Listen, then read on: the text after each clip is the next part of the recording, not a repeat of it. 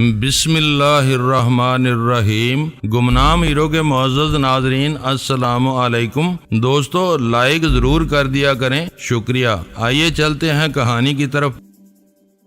مگر زخم گہرے نہیں تھے۔ مجھے بعد میں پتہ چلا تھا کہ مگرمچھ کے دانت کھانے کے استعمال میں نہیں آتے، ان سے وہ صرف شکار کو پکڑنے کا کام لے سکتا ہے۔ شکار کو منہ میں جکڑ کر پانی میں لے جاتا ہے، جب شکار مر جاتا ہے تو اسے پانی سے باہر لا کر رکھ دیتا ہے۔ اگر شکار بڑا ہو جیسا میں تھا تو اسے کیچڑ میں دبا دیتا ہے، جب جسم گلنے سڑنے لگتا ہے تو اسے چباتا نہیں بلکہ نگل لیتا ہے۔ اکثر شکار چھوٹا ہو تو فوراً نگل لیتا ہے۔ یہ تو بعد کی بات ہے، اس وقت جب مگرمچھ کے دانت میری ٹانگ میں اتر گئے تھے میں کہتا تھا کہ مگرمچھ میری ٹانگ کھا گیا ہے۔ میں نے اپنی قمیض کا نیچے والا حصہ پھاڑا اور ٹانگ پر کس کر باندھ دیا۔ احمد علی نے اپنی قمیض پھاڑی اور میری ٹانگ پر باندھ دی۔ اس نے کہا کہ بنگال کی آب و ہوا ایسی ہے کہ زخم نہایت معمولی ہو اور اس کی مرہم پٹی نہ کی جائے تو اس میں پیپ پڑ جاتی ہے، پھر اس کا زہر جسم میں پھیلنے لگتا ہے جو انسان کی موت کا باعث بنتا ہے۔ میرے زخم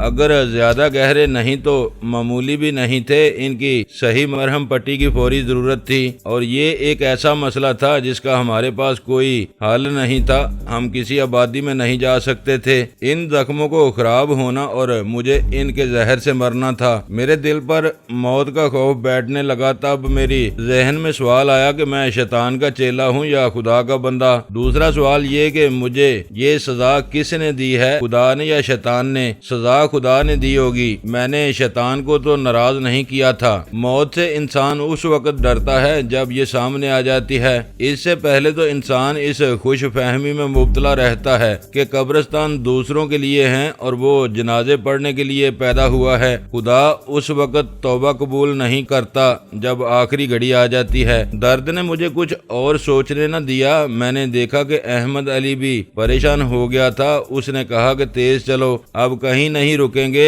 درد برداشت کرو، شاید ہمیں کوئی واردات کرنی پڑے گی۔ ہم دلدل اور مگرمچھوں کے علاقے سے باہر ہو گئے اور بوڑھے کے بنائے ہوئے لمبے راستے پر ہو لیے۔ احمد علی حوصلے کی باتیں کرتا جا رہا تھا۔ میرے جسم میں خون کی کمی نہیں تھی، خون نکل رہا تھا اور ہم جس قدر تیز چل سکتے تھے چل رہے تھے۔ رات گزرتی جا رہی تھی اور اندھیرا گہرا ہو گیا تھا۔ بوڑھے نے کہا تھا کہ وہاں سے ریلوے لائن 3 میل دور ہے، لیکن اتنی دور نہیں تھی، ہماری توقع سے بہت پہلے آ گئی۔ ہم رک گئے تقریباً نصف میل دور، ایسے لگا جیسے بتیاں ہوں، وہ کسی ریلوے اسٹیشن کی بتیاں تھیں۔ احمد علی نے کہا کہ وہ کوئی چھوٹا سا اسٹیشن ہوگا، وہیں چل کر قسمت آزماتے ہیں۔ اس نے کہا وہاں ایک اسٹیشن ماسٹر کا کوارٹر ہوگا اور ایک ٹکٹ بابو اور 1-2 دوسرے ملازم ہوں گے۔ چلو، ہم ریلوے لائن کے ساتھ ساتھ چل پڑے۔ راستہ ہموار تھا اس لیے جلد اسٹیشن تک پہنچ گئے۔ احمد علی خاموش ہو گیا تھا، مجھے درد بے حال کر رہا تھا۔ یہ چھوٹا سا اسٹیشن تھا۔ احمد علی نے ٹھیک کہا تھا کہ یہاں ایک کوارٹر اسٹیشن ماسٹر کا ہوگا، ہمیں یہی کوارٹر دکھائی دے رہا تھا۔ ہم اس کے دروازے پر جا رکے۔ احمد علی نے دستک دی، دوسری دستک پر اندر سے آواز آئی، کون ہے؟ احمد علی نے بنگالی لہجے میں اردو میں کہا، بہت ضروری کام ہے جی۔ دروازہ کھل گیا۔ کھولنے والے کے ہاتھ میں ریلوے والی لالٹین تھی۔ احمد علی نے رائفل کی نالی اس کے سینے پر رکھ کر کہا، ہم تمہیں لوٹنے نہیں آئے، اندر چلو، ہمیں کچھ نہیں چاہیے، اس کے زخموں کی مرہم پٹی کرنی ہے، پھر ہم چلے جائیں گے۔ وہ بنگالی نہیں تھا، اس نے بڑی صاف اردو میں بات کی۔ صحن میں کھڑے ہو کر اس نے کہا، میں پہلے ہی ایک ظلم کا شکار ہو چکا ہوں، مجھ میں اور ظلم سہنے کی ہمت نہیں۔ میری جوان بیٹی اغوا ہو گئی تھی، بہت دنوں بعد پولیس نے اسے برآمد کیا ہے۔ وہ بولتے بولتے چپ ہو گیا اور مجھے سر سے پاؤں تک دیکھا۔ وہ ڈر تو پہلے ہی گیا تھا لیکن اب خوف سے اس کا رنگ لاش کی طرح ہو گیا۔ اس کے منہ سے نکلا اوہ اوہ، اور اس کا منہ کھلا رہ گیا۔ میں سمجھ گیا کہ اسے 2 مفرور ملزموں کی خبر مل گئی ہے اور اس نے مجھے میری جسامت دیکھ کر پہچان لیا ہے۔ ہم یہاں سے چلے جائیں گے، میں نے اسے اپنی ٹانگ دکھاتے ہوئے کہا۔ مجھے ان زخموں کا کچھ علاج کرنا ہے، ہمارے پاس کچھ بھی نہیں، ورنہ ہم کچھ دے کر جاتے۔ آپ اس उसने उखड़ी हुई आवाज में पूछा, आप पंजाबी हैं? आपका नाम मोहम्मद खान है? आपका हुलिया पुलिस ने दिया है, हुक्म आया था कि गाड़ियों पर नजर रखो, ये दोनों मफरूर मुलजम हैं। क्वार्टर के 2 कमरे थे, एक कमरे में से एक औरत निकली। उसने कहा, क्या हो रहा है अब्बा जान? वो हमारे सामने आ रुकी। उसने मुझे हैरत ज़दा सरगोशी की, तुम खानू? ओह अब्बा जान, इन्हें अंदर ले आए। यही था वो मोहम्मद खान जिसने उस वैशी से मुझे बचाया और उसे मार डाला था। अरुणा, मेरे मुंह से उसका नाम निकला। तुम यहाँ रहती हो? मुझे याद आया कि अहमद अली ने मुझे सुनाया था कि अरुणा छोटे से एक रेलवे स्टेशन के स्टेशन मास्टर की बेटी है। रानी के किसी आदमी की इस पर नजर पड़ गई।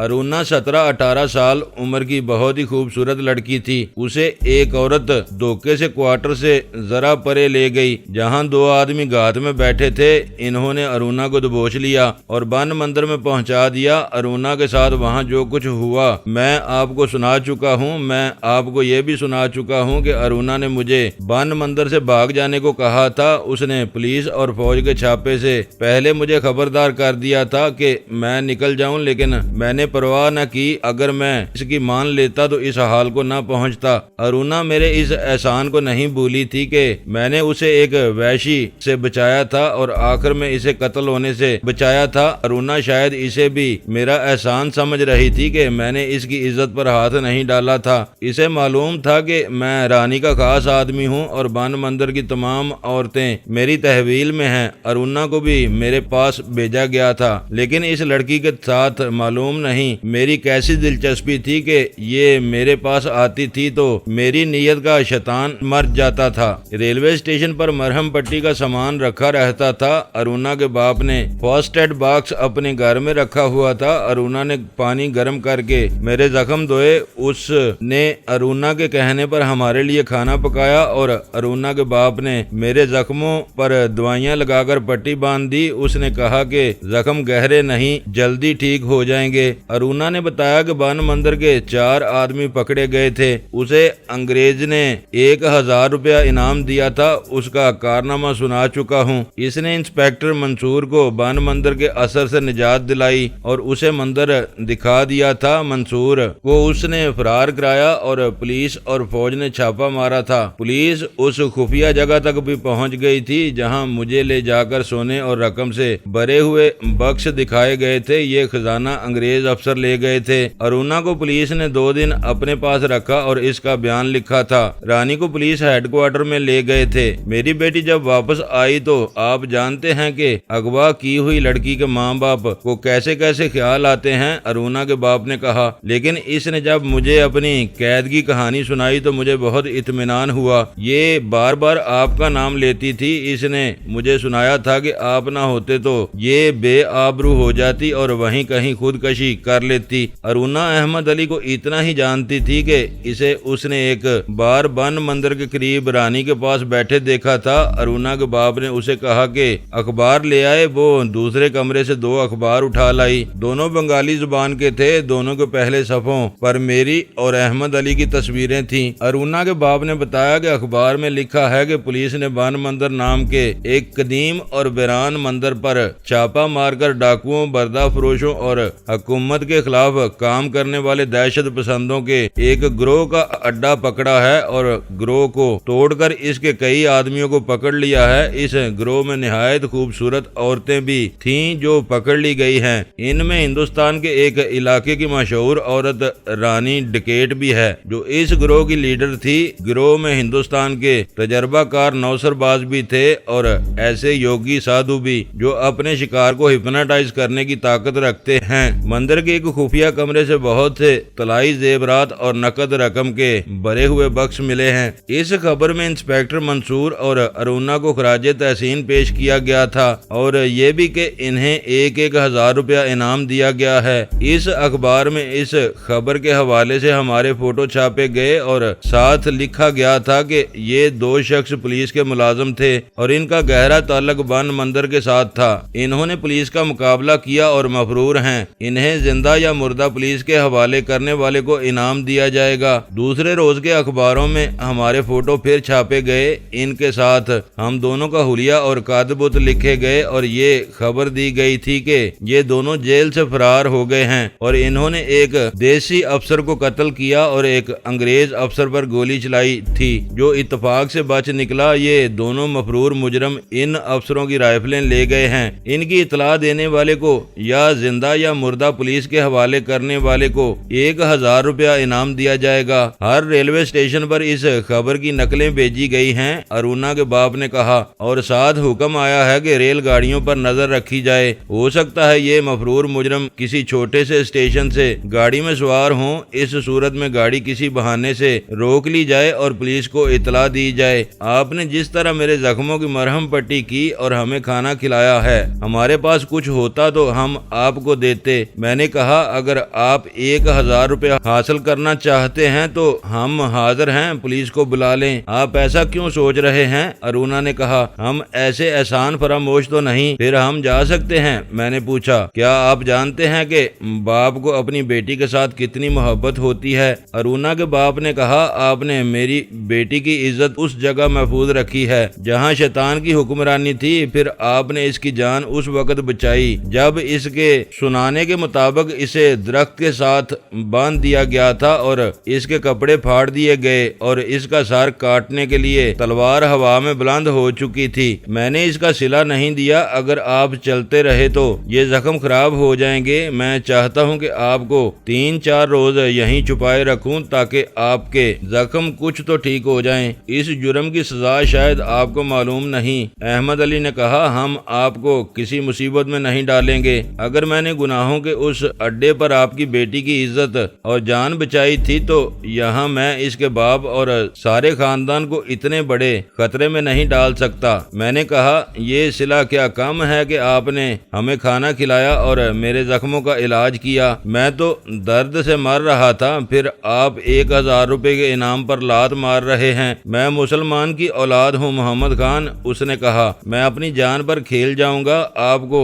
ابھی نہیں جانے دوں گا۔ میرے گھر کی تلاشی لینے کوئی نہیں آئے گا۔ میں خاموش ہو گیا۔ احمد علی گہری سوچ میں کھو گیا۔ میری طرح شاید وہ بھی سوچ رہا تھا کہ 1000 روپے میں بڑی طاقت ہوتی ہے۔ کیا ہم اس شخص پر اعتبار کریں؟ اعتبار کرنا پڑے گا خانو، احمد علی نے سرگوشی میں کہا۔ تمہارے زخم کچھ بہتر ہو جانے چاہیے، تم نہیں جانتے زخم خراب ہو گئے تو کیا ہوگا۔ معلوم ہوتا ہے آپ کو مجھ پر اعتبار نہیں۔ ارونا کے باپ نے ہمیں خسر پھسر کرتے دیکھا تو کہنے لگا، آپ اس راستے کے مسافر ہیں جہاں کوئی کسی پر اعتماد اور بھروسہ نہیں کرتا۔ مجھے افسوس ہے کہ میں آپ کو مجرم اور مجرموں کا ساتھی سمجھ رہا ہوں، لیکن اس وقت ضرورت یہ ہے کہ حقیقت کی باتیں کی جائیں۔ جس طرح پولیس ہر کسی کو شک اور شبہ کی نظروں سے دیکھا کرتی ہے، اسی طرح مفرور مجرم اپنے سگے باپ پر بھی بھروسہ نہیں کیا کرتے۔ میرے پاس ایسا کوئی ذریعہ نہیں جس سے میں آپ کو یقین دلا سکوں کہ میں آپ کو دھوکہ نہیں دوں گا۔ ارونا چارپائی کے کونے پر بیٹھی تھی، وہ چپ چاپ کبھی مجھے کبھی احمد علی کو دیکھتی تھی۔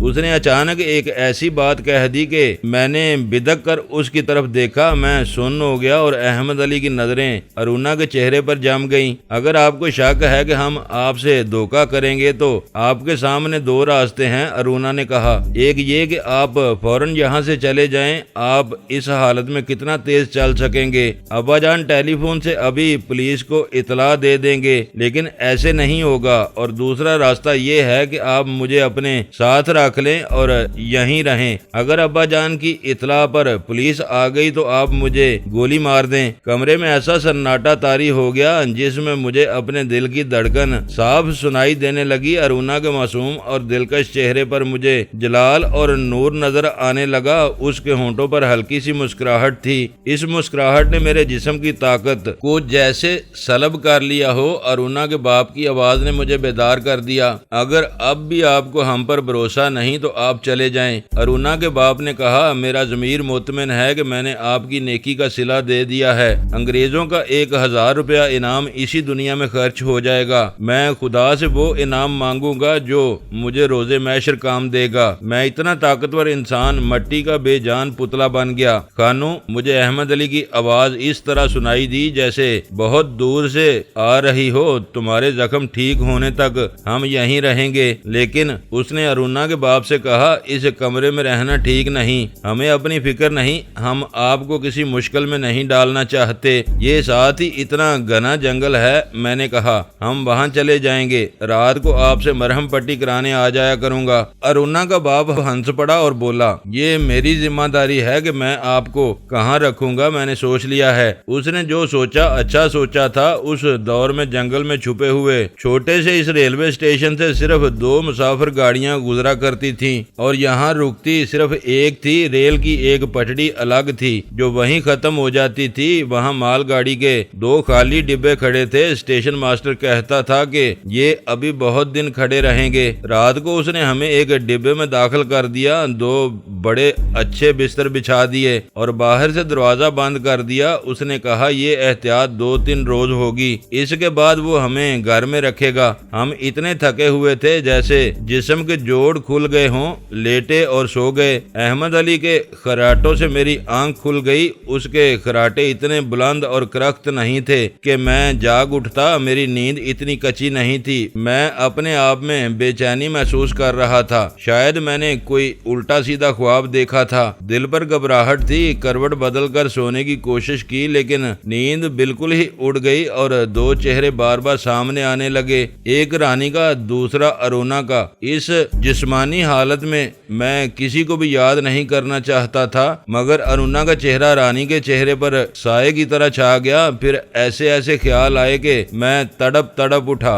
ارونا کا باپ بھی انسان تھا، ارونا بھی انسان تھی اور میں بھی انسان تھا، مگر مجھ میں اور ان میں کیا فرق تھا؟ باپ بیٹی کس دلیری سے 2 مفرور قاتلوں کو چھپائے رکھنے کی باتیں کر رہے تھے۔ مجھے یاد آیا کہ کسی وقت میں بھی ایسا ہی دلیر ہوا کرتا تھا۔ اس وقت میں مجرم نہیں تھا، کبھی سوچا بھی نہ تھا کہ میں کبھی ایسا بھیانک جرم کروں گا۔ جرم اور گناہ کا بوجھ انسان کو بزدل بنا دیتا ہے۔ میں ایسے ہی خیالوں میں کھویا رہا۔ مجھے ارونا اور اس کے باپ کی آوازیں باری باری سنائی دیتی رہیں۔ میرا ضمیر مطمئن ہے، ہم احسان فراموش نہیں۔ میں مسلمان کی اولاد ہوں، مجھے اپنے ساتھ رکھ لیں۔ آپ کے ساتھ دھوکہ ہو تو مجھے گولی مار دیں۔ میں ان آوازوں میں تنکے کی طرح اڑنے لگا۔ یہ آوازیں آندھی کی چیخیں بن گئیں اور ان چیخوں میں سے آوازیں سنائی دینے لگیں، واپس آ جاؤ محمد خان، آگے نہ جاؤ، رک جاؤ، لوٹ آؤ۔ یہ ضمیر کی آوازیں تھیں، یہ روح کی پکار تھی۔ مجھے ایسے محسوس ہونے لگا جیسے میں نے اپنے وجود میں ایک بے گناہ انسان کو قید کر رکھا ہو اور وہ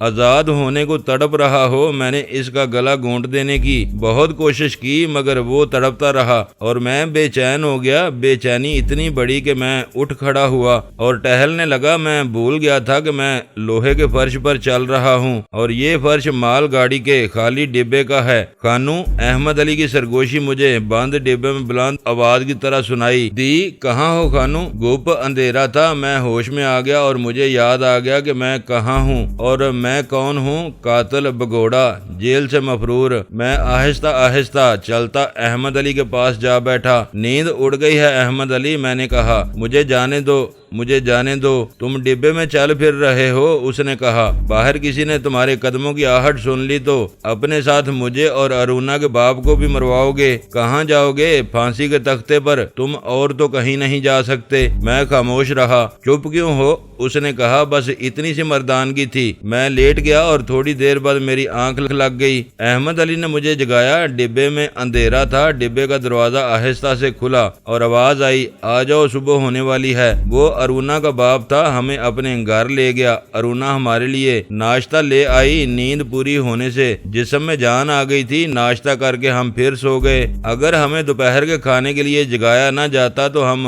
رات تک نہ جاگتے۔ اتنا زیادہ سو کر میرا دماغ سوچنے کے قابل ہو گیا۔ کھانے کے وقت 12-13 سال کی عمر کا ایک لڑکا ہمارے کمرے میں آیا۔ اسے ہم پہلی بار دیکھ رہے تھے۔ یہ ارونا کا بھائی علیم تھا، ارونا کی طرح خوبصورت۔ وہ ہمارے ساتھ فوراً بے تکلف ہو گیا۔ ہمیں جانتے ہو ہم کون ہیں؟ احمد علی نے اسے پیار سے پوچھا۔ ابا جان اور باجی ارونا نے مجھے بتا دیا ہے کہ آپ کون ہیں، علیم نے جواب دیا۔ انہوں نے کہا ہے کوئی کیسا ہی لالچ کیوں نہ دے، کوئی جان سے مار دینے کی دھمکی دے، یہ نہیں بتانا کہ یہ 2 آدمی یہاں ہیں یا تم نے انہیں دیکھا ہے۔ میں کسی کو نہیں بتاؤں گا۔ آپ نے میری باجی کی جان اور عزت بچائی تھی نا۔ باجی کو کوئی اٹھا کر لے گیا تھا تو ہم سب دن رات روتے رہتے تھے۔ ابا جان امی جان سے کہتے تھے کہ اب ارونا کو بھول جاؤ۔ کیا میں نے اتنی بڑی نیکی کی تھی؟ کیا میں اس قابل رہ گیا ہوں کہ میرے لیے کوئی بڑے سے بڑے لالچ کو ٹھکرا دے اور مجھے بچانے کے لیے اپنی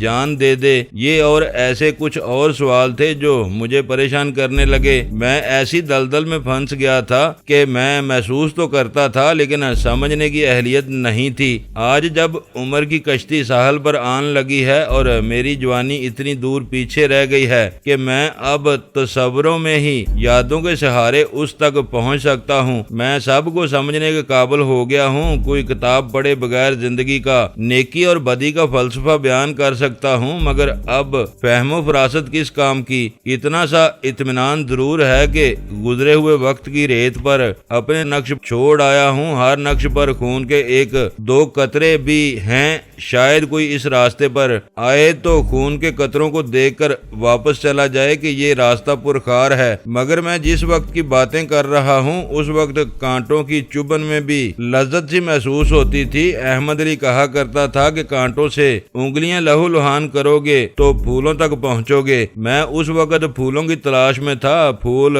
پائے بھی مگر ہاتھ میں کانٹے رہ گئے۔ آج کانٹوں کی سیج پر پڑا تڑپ رہا ہوں، روح سے خون رس رہا ہے، میرا ضمیر بچھو بن گیا ہے، ڈانک مارتا ہے مگر میں بھاگ نہیں سکتا، اسے مار بھی نہیں سکتا، میں پھر الجھ گیا ہوں۔ اور آپ کہانی سننا چاہتے ہیں؟